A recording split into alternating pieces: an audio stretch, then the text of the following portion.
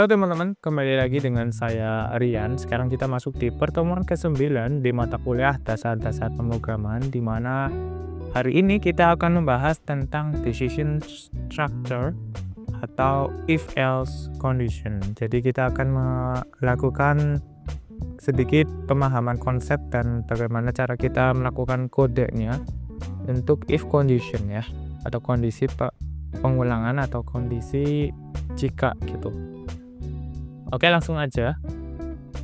Kita masuk ke pengertian kondisi if. Kondisi if pada Python itu merupakan salah satu bentuk percabangan nih, di mana struktur if itu digunakan untuk memenuhi suatu kondisi, di mana kondisinya itu bisa bernilai true atau bernilai false ya. Jadi nanti kondisinya akan kita eksekusi berdasarkan nilainya iya atau enggak nih teman-teman. Nah, bagian condition adalah bagian yang berfungsi sebagai penentu dari struktur percabangan. Jika kondisinya terpenuhi atau menghasilkan nilai true, itu dia akan mengeksekusi blok kode selanjutnya ya. Tapi kalau enggak, itu dia akan loncat langsung ke kode selanjutnya. Nah, biasanya kode-kode if ini kalau di Python itu ditandain oleh indentasi atau penggunaan jarak pengkodean yang menjorok ke dalam gitu. Langsung aja kita melihat mungkin ya. Nah, di sini kondisi biasanya terdiri dari operasi perbandingan. Misalnya apakah variabel A berisi angka 0 atau variabel password berisi string rahasia. Oke, jadi kalau kita melihat dari sini ini kita inisiasi A-nya adalah 0 ya. Nah, di sini ada kondisi nih. Jika A-nya adalah 0, maka print-nya ini A berisi 0. Tapi kalau A-nya seumpama saya ubah ini jadi 9, A-nya kan false ya. Otomatis dia nggak bakalan ngeprint atau melakukan pencetakan A berisi 0 atau 10 gitu. Nah, harusnya sih di sini ada penambahan lagi ya. Jika enggak, itu nanti dia show-nya apa gitu. Blok kode program dalam bahasa Python ditandai dengan tanda titik 2. Oke, tanda titik 2 ini ya. Jadi kalau ngomongin soal if condition, itu di belakangnya ada titik 2 ya teman-teman. Untuk menandakan bahwasanya kondisinya atau if-nya ini sampai sini gitu.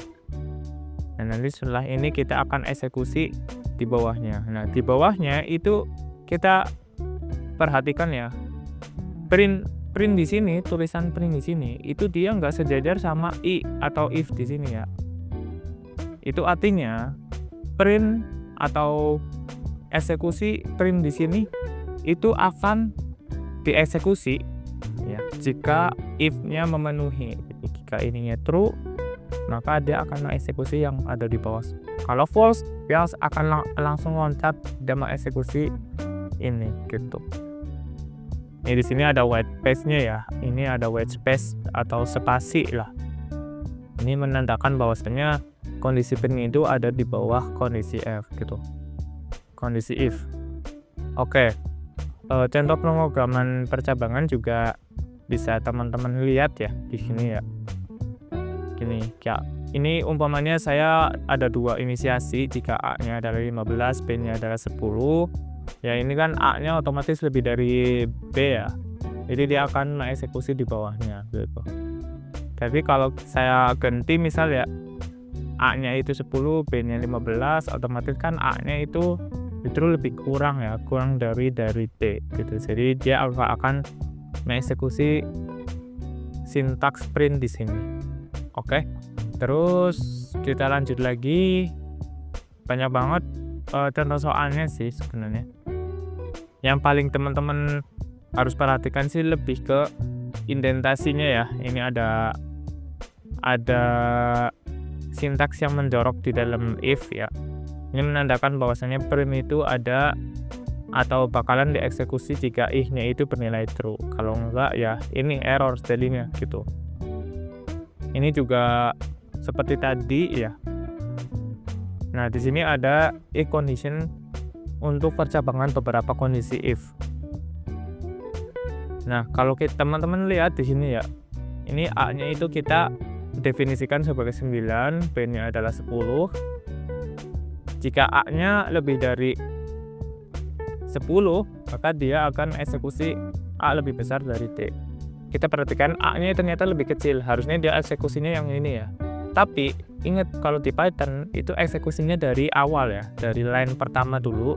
Jadi urut. Jadi dia bakalan masuk ke sini dulu nih. Oh, ternyata false. Itu dia bakalan langsung masuk ke sini. Nah, ketika di sini true, maka dia akan eksekusi yang ada di sini gitu. Nah, yang ini bener atau enggak gitu. Yang ini juga akan dieksekusi ternyata false ya.